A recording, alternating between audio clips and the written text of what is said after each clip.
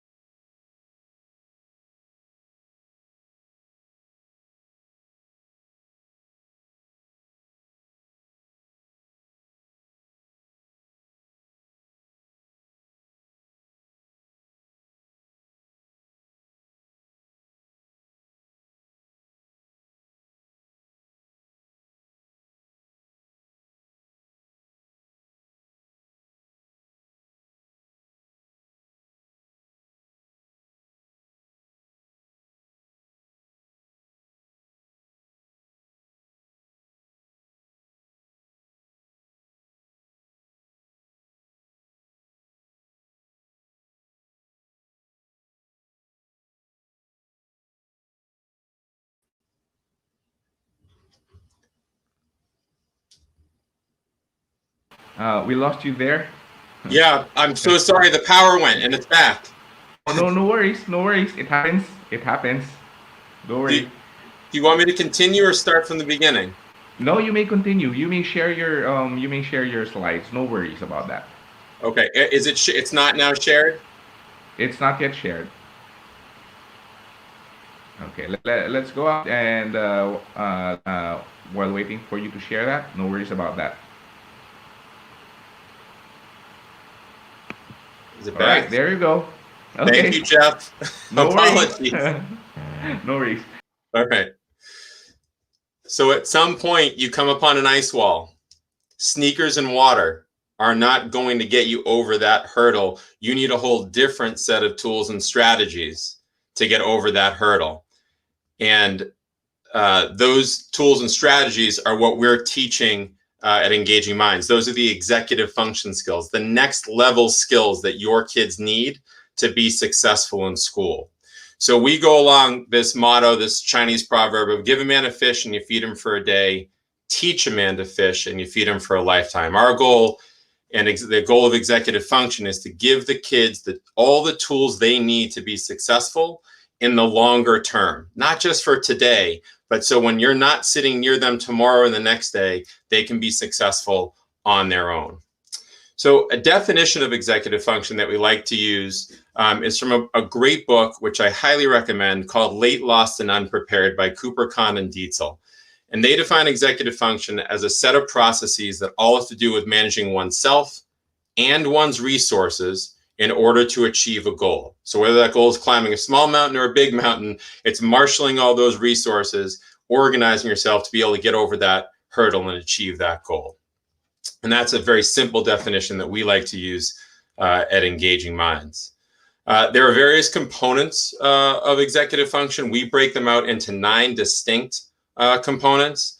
And those components are organization of materials, so the physical organization of ideas, which is for writing, for reading comprehension, for studying, planning and time management, task initiation, the ability to get started on things, shifting and flexibility, the ability to try one way, and if it's not working, to shift and go in a different direction, but also the ability to shift between one activity and another.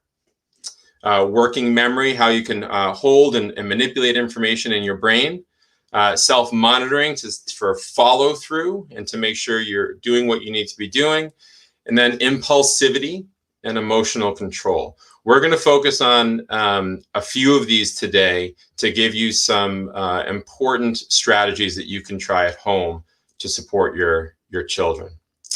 There are 3 major stages of executive function development, and this is important for a few reasons, but primarily the executive functions live in the frontal lobe of your brain, and that is the last region of the brain to fully develop. So what this says is there are those 3 major stages are around age 6, age 10, and then as kids are going through middle school and high school before university. That's where the opportunity is to really strengthen these skills. But these skills don't fully develop until our mid to late 20s or even early 30s. So executive functions aren't fully formed until adulthood, and that's important because as our kids are struggling with some of these things, it's not necessarily fair to say, well, you should be able to do this. Maybe, but maybe not. If they could, we like to say, they would. No student wants to feel the weight of the world on their shoulders, but if they don't know how to get out from under it, we need to help them. There is no magic pill or remedy for strengthening skills. Just like building any habit, it takes time and persistence. Difficulty with executive function can be a lifelong struggle for some people, and it's about managing their executive function. And then it's important to understand the whole child. It might be not just executive function. There could be anxiety. There could be ADHD. There could be another learning challenge. Understanding the whole child as you're trying to figure out the best strategies for your kids. So that's the quick basics of executive function. I wanted to run through that quickly to kind of lay the framework and the foundation for what comes next. So let's talk about quickly what it's like right now in 2020 with our students. And it's happening, I think, all over the world in a number of different ways. So we're all learning a little differently this year. And where you all are, where we are, there's remote options for schooling. There's hybrid options, some in school, some remote. And then some places are trying to do fully in person. As we go through the strategies that are going to follow, what I'd ask is that I know that there's going to be folks that are doing in different situations with their children. You can apply the strategies in different ways for the kids if I'm trying to reach everybody and all of these situations. Also important to know, schools, even teachers, are managing the executive function piece differently. Some are hands-on, some are more hands-off, and some of these strategies you might say, wow, my teacher is doing this, or maybe they're more hands-off and it's something that you need to help with at home. So whatever your child's situation, their executive functioning skills are being tested in 2020. Their flexibility, being able to change the way school is, go to school with a mask, their focus, their time management is different because if we're doing it remotely and we're being at home, that's very different. Getting started on things can be challenging. Organizing ourselves now with such an online world and then following through can be a challenge as well. So our executive functions have become even more important during COVID. And we're going to give you some strategies to help. So I just want to kind of show a couple images of some students. Hopefully some of these will resonate with you over the last several months of having your kids in school. Lots of students doing their work in bed, finding time to sleep while they're doing their work. The temptation of technology is real, and it's something where kids are, we have to find ways of kind of keeping those phones and keeping those distractions to a minimum, helping organize and keeping organized and making sense of what's going on. And then really some just feeling stuck and overwhelmed and not knowing where to go. So I love this quote by John Dewey. He was an educator in the 1950s. And he said, if we teach today's students as we taught yesterday's, we rob them of tomorrow. And so we need to be thinking about, especially during COVID, but really in the 21st century, you know, the old ways of teaching are still very effective.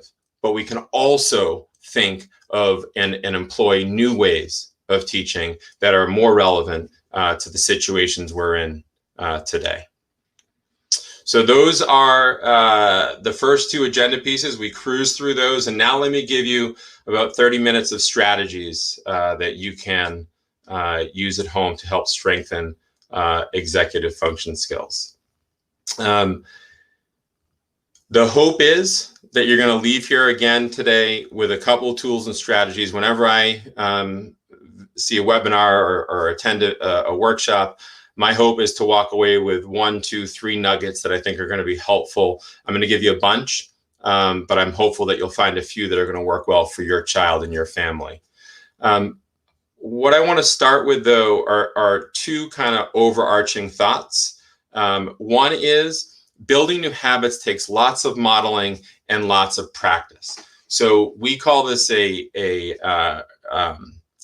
gradual release of responsibility. So I model it first and the child watches, we do it together, and then the child does it independently. So modeling, guiding, and then independent practice. If you can think about introducing these skills in that way as something, let me show you, let me walk you through it, let's do it together. And then eventually, maybe not the same day, but maybe hopefully a week or 2 weeks or 3 weeks down the road, the student can be more independent. It's a nice model for the way to work through building new habits. The other overarching theme that I want to put out there is that we have a belief that one size does not fit all, meaning there are lots of different ways of approaching the same problem. And our goal at Engaging Minds is to help students figure out their best way of doing something, not moms or dads or siblings or friends or teachers. Everyone might do something slightly differently. The key is to help our kids figure out the way that works best for them. So it's a natural tendency as parents to say, this is the way I would organize. Your child, it may work, but they also might say, like, that doesn't make sense to me. And we have to be flexible in helping them figure out a different way that's going to work for them. So just please keep those two overarching ideas in mind as we go through this. So I want to talk a little bit about organization of materials and the physical organization. As we choose organizational systems, and as we're kind of going through going to school during COVID, there's home organization, there's school to home and home to school organization, and then there's online organization that you need to be thinking about. So I think our natural tendency is to think about just the physical organization, but we also need to be thinking about that online organization, because tracking files and folders and websites that we need to go to can get very confusing. So let me start with home, and you'll see, it's hard to see, but that's a caddy. And that is something that the students can take around with them and has all the materials and resources they might need, whether they're sitting in the dining room, in their bedroom, or in an office. And that's a great way to just kind of keep things organized at home. And you need to think about, you know, is there shelving that we might want to keep binders on? Is there a place to kind of keep things organized at home? Going school to home or home to school, one of the strategies that we love is putting a luggage tag on the child's zipper of their backpack. Now, on that luggage tag can be a list of what needs to go home from school every day: textbooks, calculator, assignment notebook where they're tracking their work. That can be a list that the kids, while they're zipping, can look at and say, did I put those things in? On the other side, you can do home to school. Do I have my homework folder? Do I have my library book I need to return? Do I have whatever else I need for my classes today? And that's a real simple way of helping kids remember and kind of think about what they need to bring from home to school and school to home. We also suggest a simple way of kind of organizing homework is doing a homework that's coming in and then a homework that's going out. We say homework isn't complete until it's filed away and ready to be handed in. So you've got the homework in, you do your homework, it goes in the homework out, and you make sure it gets handed in.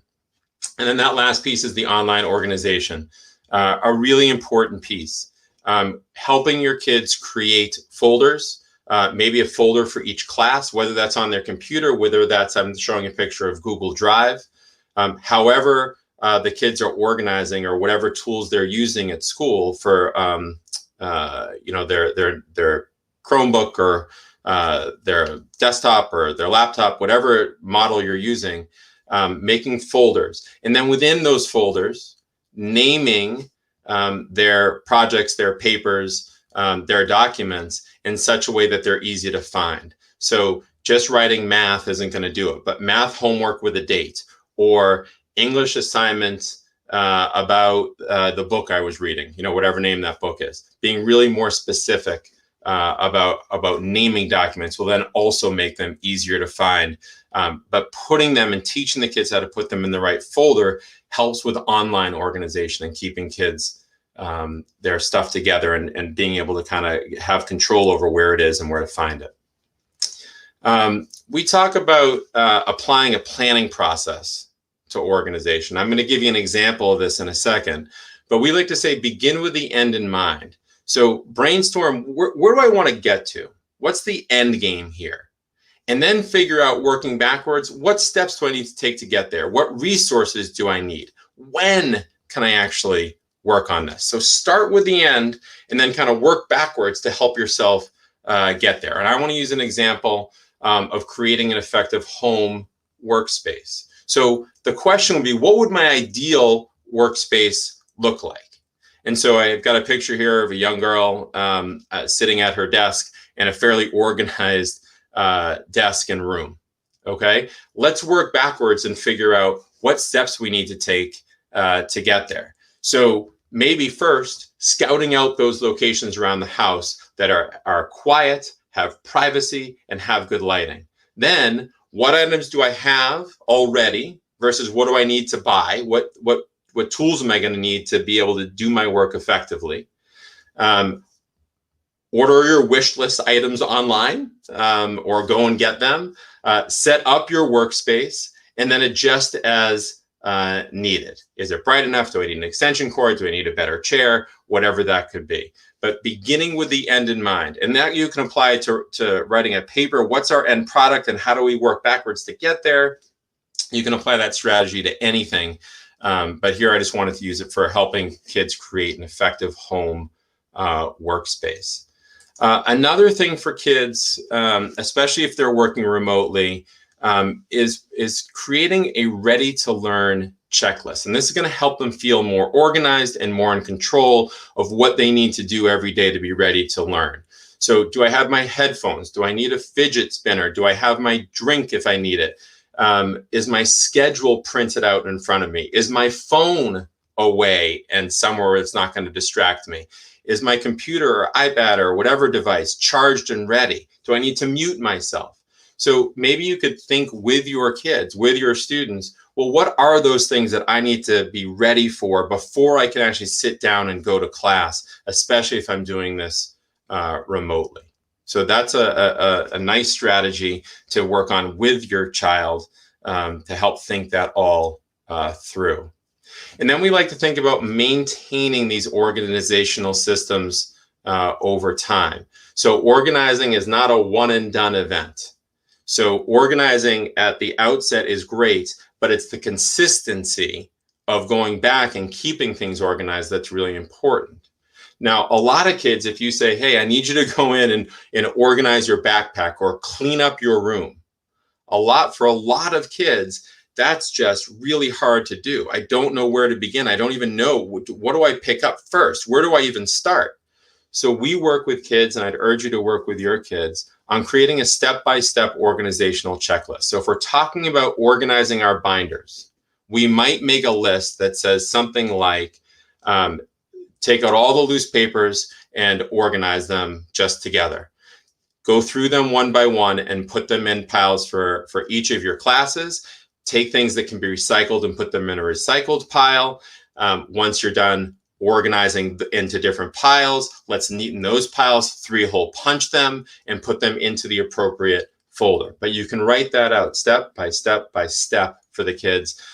Saying get organized is hard, but if you say here's a checklist and here's the order that we need to do things in, that's much easier for children to follow. And we also suggest doing that, the physical organization, but also the online organization, doing a check of that at least once a week. So if things do pile up and they do get a little confused, you're only fixing and corralling a week's worth of information and data, not 3 months worth. So if you can set something up for Sunday evenings or Friday evenings at the end of the week, whenever is going to work well for your family, but make that a time. The first time you get organized, it could take a long time, but if you're doing it consistently, it might take only 5 or 10 minutes every Sunday or whenever you decide to do it. Okay, so that is organization, both physical organization and online organization. I want to talk a little bit about planning and time management next. And this is really hard for a lot of kids, but especially hard when you are remote and or in a hybrid and your schedule is totally wacky, not like a traditional schedule that you've had in years past. So one suggestion is doing a schedule comprehension check. Now, this schedule here, just looking at it, very confusing. Like if you don't know what you're looking at, that can be very confusing. So sitting down with the kids and making sure they understand, where am I this week? Where am I today? What are the classes that I've got? And a full understanding of what their day, their week, their next 2 weeks are going to look like. Here where I am, my kids are going a week in school and then a week out of school. And that takes some different organization and some planning to help them understand that, the weeks that we're in school are going to look different than the weeks when you're working remotely from home. And having them understand those schedules can be very helpful. Don't assume they've got it in their brain and they just get it. I would actually print out the schedule and sit down and walk it through with them. Another suggestion is to create what we call a homework hub. This is a nice little Bitmoji, and you can make something fun. But the point here is whatever portals they've got to go to. So, here around here, we use Canvas or Schoology or Google Classroom, whatever websites they need to visit, whatever links they might need, whatever usernames and passwords, put those together on a sheet of paper, whether it's on the computer in a Google Doc or something that you print out, but something where there's no searching for, I need to check here and I don't know how to get in, or I forgot to check there. If you can put it all on this homework hub of where I need to be checking in, what the username, what the password is, how I get there, what that link is, that's going to simplify the process for the kids so they're not so scattered and trying to figure out where I need to look. I think it's a very simple way of making sure the kids are being thorough and looking for their homework and the work that they need to do, because it'd all be right there, ready for them just to click and go and take their look. So once they have that information, we can,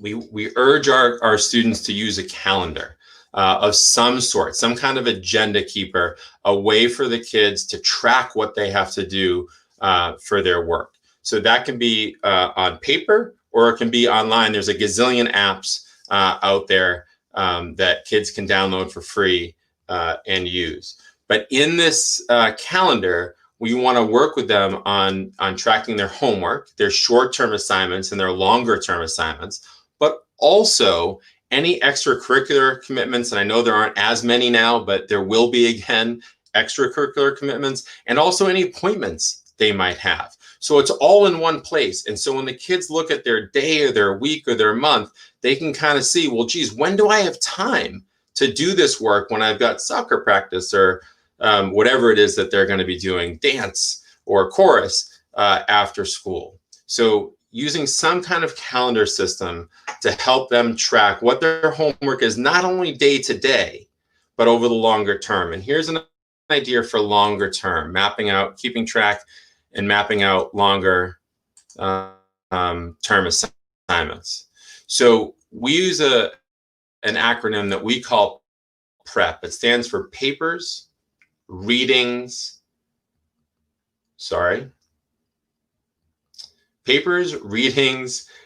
exams, and projects page.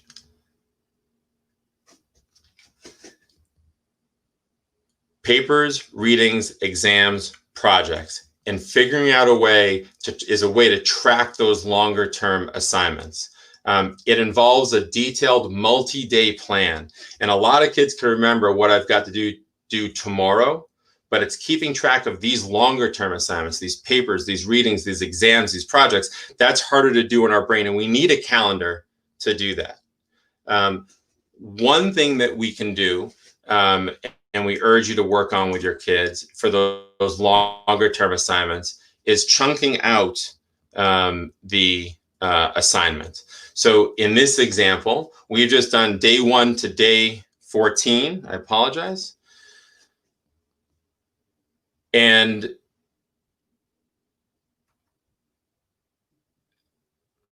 wow, there it is. Basically taking it and going step by step and breaking down the project piece by piece by piece to make it much more simple for the kids. So day 1, just choose the topic of this assignment that you want to write about. Day 2, brainstorm a couple ideas on paper or on the computer. Day 3, research one website and take notes, and so forth. It makes it so it's not so overwhelming and all-encompassing, and it's just a day-by-day, 15 minutes here, 15 minutes there, and over time, they're going to build that into their full project. But it's a way of making it feel less overwhelming and much more manageable for the kids. The other thing that we urge kids to do is take a look at a monthly calendar and just kind of plan ahead. So if you do have, maybe it's a light week this week, but next week is going to be an exam and a paper and a project due. It'll help the kids if they can visualize it like, whoa, if I got 3 things due next Thursday and Friday, I better find some time this week to try and maybe work backwards and chunk some of these assignments so I can get them done and get them started a little bit sooner. One of the other things we like to do is help our kids then, once they understand what they need to do and the work they need to do, is prioritize that work.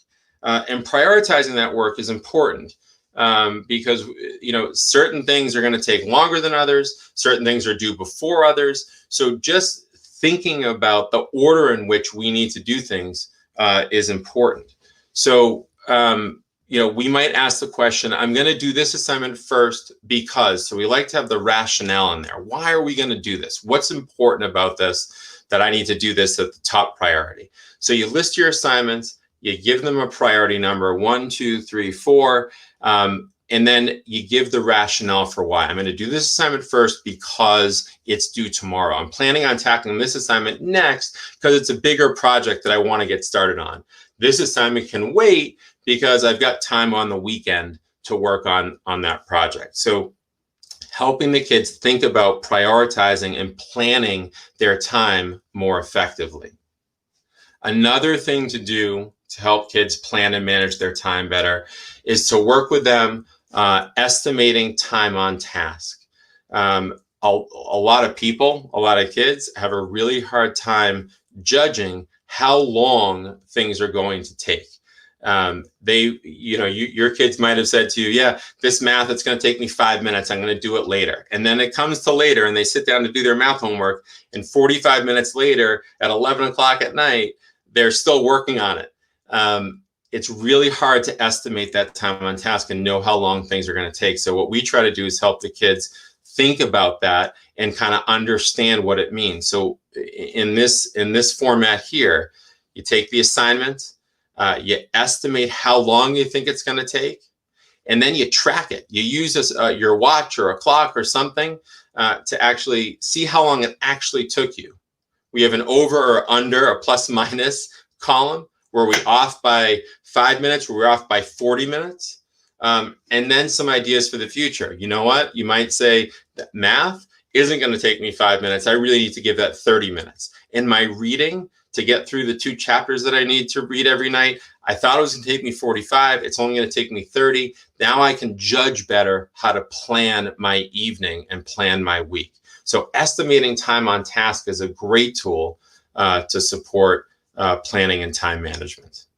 So that's the planning and time management piece. I want to walk you through one more, which is task initiation.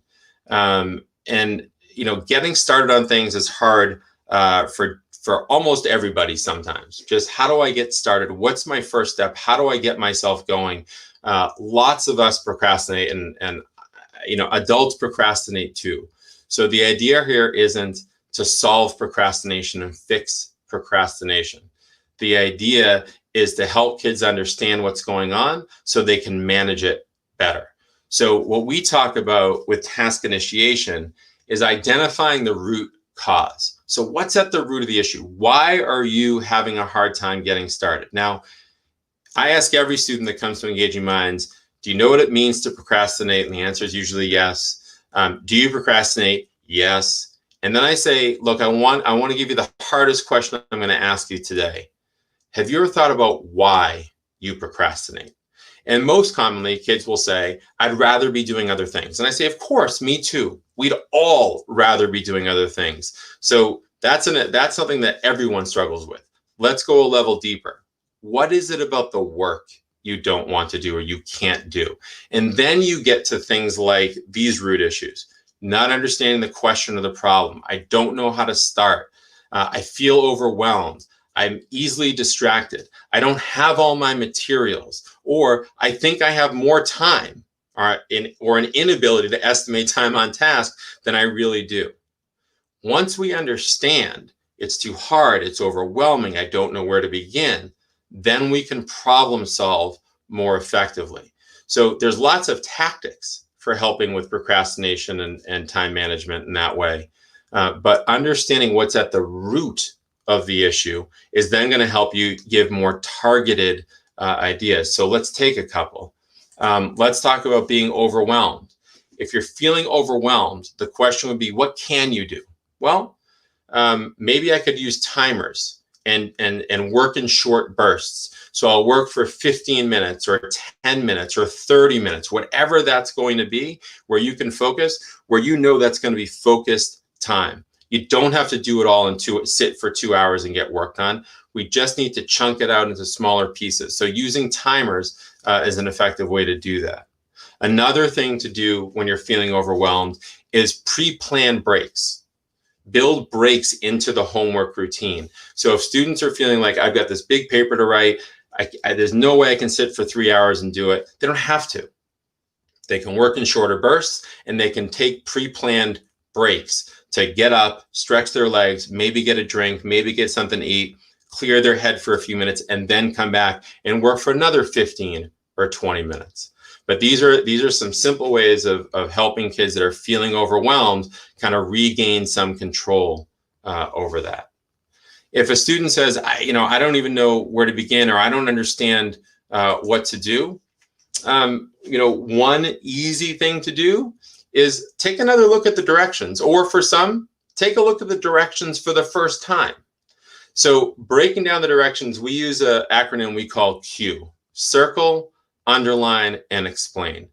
So you circle the direction words, prepare, think about, organize, underline what that direction word is telling you to do, and then you can explain in your own words what you're asked to do. So if kids are having a hard time figuring out where to begin or how to begin, and are having a hard time with making sense of the directions, teach them how to look for those verbs, circle the action words of what they're telling you to do, and then underline what follows that. That's what we're trying to accomplish. And it's a very simple way of helping kids break down directions. Another piece is encouraging self-advocacy with kids. A lot of kids don't love getting started or getting in touch with teachers or putting themselves out there. And one of the things that we can model with them is, how do you approach your teacher? How do you write your teacher an email? How do you help a child figure out what's the most comfortable way of asking for some additional help? So you might want to create a teacher contact page that has their email addresses, maybe has their office hours, maybe has their website on it. You can write some emails together so they get a hang of how to do that. You can also coach the kids on, how do I go up to my teacher in class and ask a question that I might not be comfortable asking in front of the whole class.